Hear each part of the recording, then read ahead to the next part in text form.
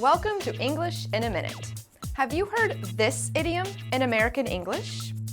Hit the jackpot. Does it mean you really hit something? Hey, thanks for coming to my party last weekend.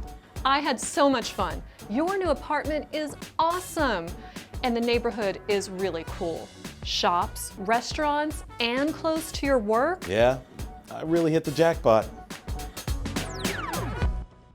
If you hit the jackpot, you got lucky.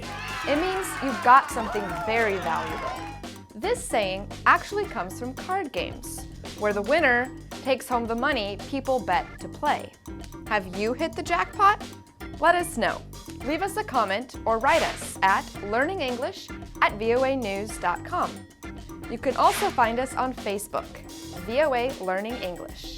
And that's English in a Minute.